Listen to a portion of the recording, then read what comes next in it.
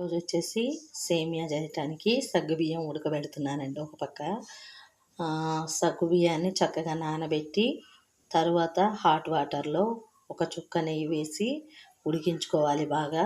Next వచ్చేసరికి ఇవి వచ్చేసి సేమియా మనకు తెలుసు కదా, ఇవి చక్కగా నేతిలో దోరగా చిన్న మంట పెట్టి వేయిస్తూ ఉన్నామండి.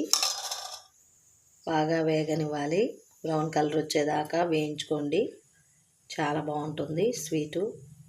ఫ్రెండ్స్, ఇవన్నీ కూడా నేతిలో వేయించిన జీడిపప్పు, కిస్మిస్, ఎండు కొబ్బరి అండి. చాలా బాగుంటాయి కదా డ్రై ఫ్రూట్స్. మీ దగ్గర ఏముంటే ఆ డ్రై ఫ్రూట్స్ వేసుకోండి. మేమైతే జీడిపప్పు, కిస్మిస్, ఎండు కొబ్బరి నేతిలో వేయించి ఈ విధంగా పెట్టాము. ఇవి కలర్ చేంజ్ అవుతున్నాయి, ఇంకా కొంచెం సేపు ఆగి ఆపేద్దాం. సగ్గుబియ్యం బాగా ఉడుకుతున్నాయి. ఇప్పుడు మనం దంచుకున్న ఇలాచీల్ని వేసుకోవాలి ఫ్రెండ్స్.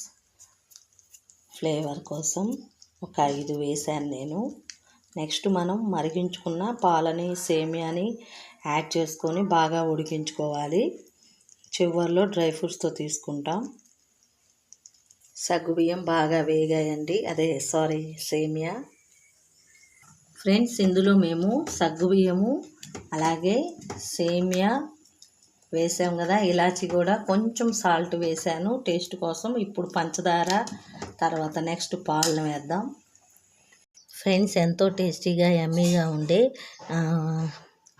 సేమియా ఖీర్ రెడీ అయింది. మీరు కూడా ట్రై చేయండి, ఈ విధంగా నచ్చుతుంది. నచ్చితే మాత్రం ఒక లైక్ ఇవ్వండి friends. Thank you for watching. Thank you so much.